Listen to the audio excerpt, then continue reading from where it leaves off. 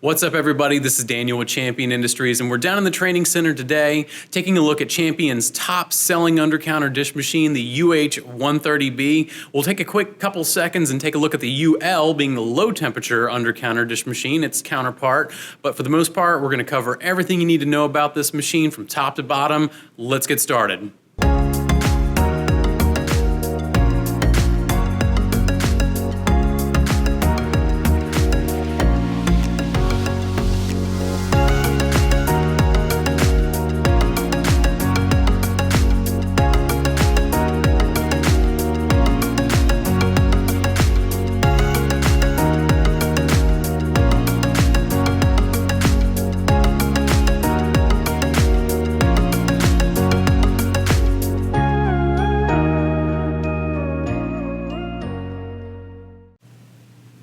So just behind me here, I have one of the Champion UH130B high temperature under counter dish machines. Back here, just behind me, I have one of the low temp versions, which is the UL130B. We'll get to that in a little bit. But for now, let's focus on the UH130B. Let's hit some of the high points really quickly. 25 racks per hour on this machine. It's got a built-in high temp booster on it. And this is what we call a drain and fill machine. So let's get into that. A drain and fill machine differs from a freshwater rinse machine. So freshwater rinse is where we reuse that wash water and top that off every cycle with some of the rinse water, just the same way a door machine, rack machine, or flight type operates.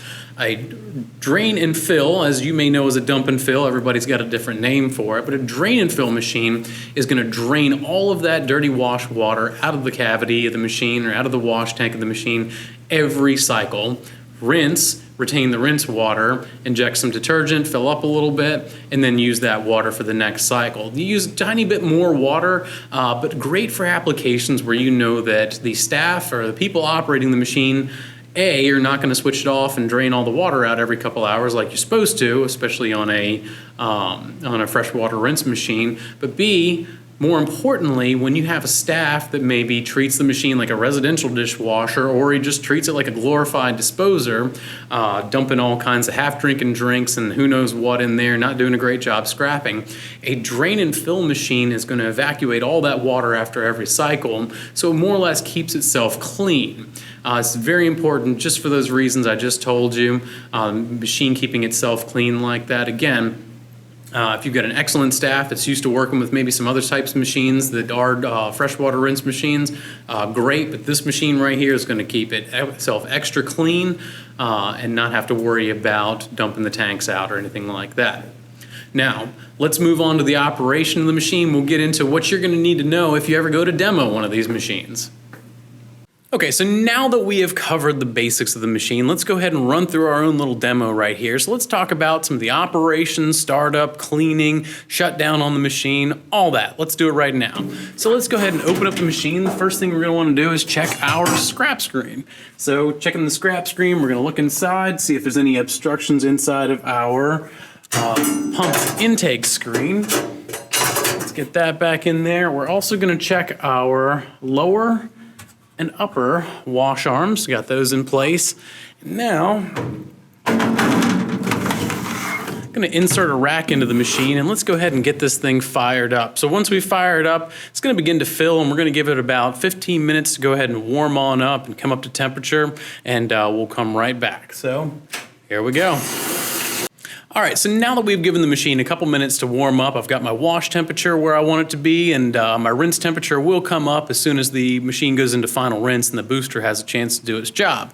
Let's check a couple things, and the first thing it's gonna wanna check on before we run this first cycle is to check our detergent and rinse aid. Now, since we're down here in the test lab, I'm not really gonna go ahead and set those up, but I wanna make sure, or you're gonna wanna make sure, that the pickup tubes that run out of the back of the machine, or the detergent one is running into a fresh bottle of detergent and the rinse aid one is running into a fresh bottle of rinse aid.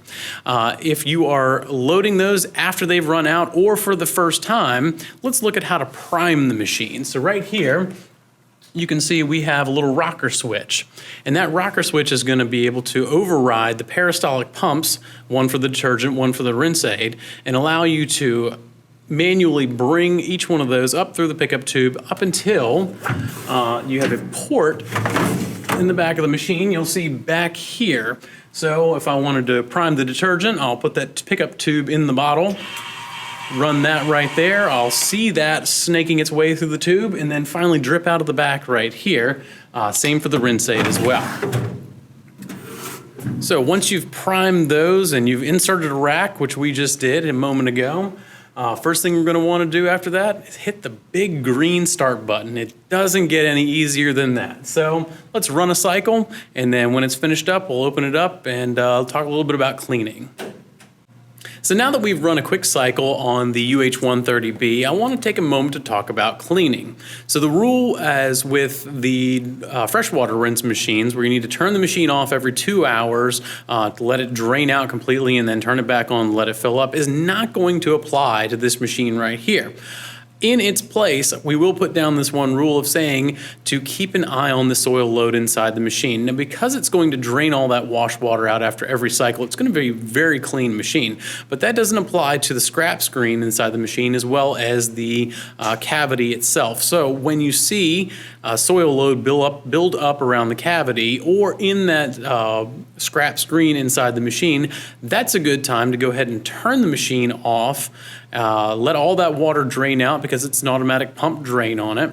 Pull the scrap screen out, go and clean it, put it back inside the machine, wipe down anything inside the machine if there is excessive soil load inside the machine's cavity itself, and then you can turn it back on. Or if it's at the end of the day, we turn that machine off, clean all those things out, put it back together, and if possible, leave the door open so the machine has a good opportunity to dry itself out and be ready for the next day of operation. So I'll show you that right now. So again, it's as easy as just switching the machine off. And then in a second here, we'll hear that drain pump cut on. I think here it is in just a second. There we go. So that drain pump will cut on and evacuate everything out of the machine that we can carry on from cleaning from there. All right, so next let's talk about cleaning instructions on this machine. Very easy to clean. Couple little things to point out. First off, now that we've got the machine turned off and drained completely, we'll pull our rack out and then move on down to our scrap screen. Pull the scrap screen out, clean that, bang it against the side of the trash can, get any big bits out of there, and then take it over to the sink and backwash it. Underneath there, again, wait for the machine to cool down a good bit because there's a heating element in there, but that is going to be your pump intake screen down under the scrap basket. That pump intake screen is your final line of defense before the water gets recirculated through the pump, so we're going to want to make sure that that screen is nice and clean. And it's a fixed screen, so if anything's on there, you can take a rag and get that out of there. If it's big items that somehow got past the scrap screen, go ahead and pull those on out. Next, your lower and upper wash arms are interchangeable. So don't worry about if you get one, take them both out, which one goes on the top, which one goes on the bottom. Worry not, we've got you covered on that. Now there is a small nut that holds that on. Now, I'm going to say this once and once only. This is hand tight only. I'm going to show you. Let's unscrew that. I'll pull the lower one off. That is right there. For some reason, those get dirty. Take them over to the sink, drop them in the 3-compartment sink, a little bit of detergent, let them soak for a little bit, wash them out, bring them right back in, put it in there. Back to this nut. This nut needs to only be hand tight. So I'm going to fit that on there, screw that down, quick little snug. That right there is a technical term. So, snug. That's all it needs to be. Don't get in there with a wrench. Don't get in there with any kind of tools and really crank on that thing. That's not how it was designed. Hand tight only. Move on from there. So, after that, check on the inside of the wash cavity here. Any kind of scrap or any kind of dirt and filth that gets built up on the side of there, just wash that off with a nice warm wet rag and you're good to go. After that, done for the day, leave the machine open if you can, let it dry out completely, and it'll be ready for you tomorrow when you come back in. Now, those of you all who have done trainings with me before know that I love talking about the construction on Champion machines, and the Undercounter series is absolutely no different. On these machines, you'll find more stainless, where in other competitors' models, you will find plastic. First up, let's talk about that scrap screen in there we just talked about in the cleaning process. Scrap screens on a lot of your cheaper under-counter dish machines out there are always going to be plastic. With Champion, we know what's going to happen to that scrap screen. Now, we talked about it a little while ago. You're going to take it over to the trash can and bang on it a few times. It's going to get introduced to heat and water and chemicals and all that for years and years and years, and plastic is going to break over time. It just will. So those items like that are just going to get abused, we know they are. Why not have it a full, nice piece of stainless right there? Same goes for your washer or rinse arms. Those right there are going to come in contact with pressurized water, detergent, maybe even a little bit of banging around when they get cleaned on from time to time. Why not have those in stainless? Very easy to keep clean. Competitors' models out there, you will see stuff in plastic. You just will. Inside the body right here, no real plastic components. We've got a nice piece of stainless steel, one-piece design on the inside. Got your double wall construction for your stainless on the outside. Helps keep the machine quiet as it runs too. So not cutting any corners. We want these machines to last. Let's move below. Closing up the door here, and you will see, first off, I did turn off the disconnect, so nobody call me out on being unsafe because I killed the disconnect. Let's move down to the lower part of the machine here, and I'll even get down here with you. Now, I've opened this all up. So this right here is basically all the goings on underneath this machine. And the reason why I've pulled everything from the fuse box all the way over to our peristaltic pumps and pulled all this out is so you can see just how easy it is to work on. For an under-counter dish machine, yes, we do pack a lot in a small place, but there is a lot of room to get your hands in there, move tools, and negotiate your way if there is ever any need for any kind of service on the machine. Because just like anything else, like your car or truck, whatever you're driving, at some point it's going to need some service. And the harder these things are to access, the pump, the booster heater, anything inside the machine, the peristaltic pumps, the harder anything is to access, the harder it is to get some tools around in there, the longer a service technician is going to be on the job resolving the issue. So the easier it is to maneuver in there and the more room you have to work on, the easier that technician's time is going to be. So it's really going to cut down on any kind of time when it comes to those service calls and make their job just a whole heck of a lot easier. So again, nothing overlooked when it comes to the design on these machines. Champion's really looking out for our customers and building a great machine.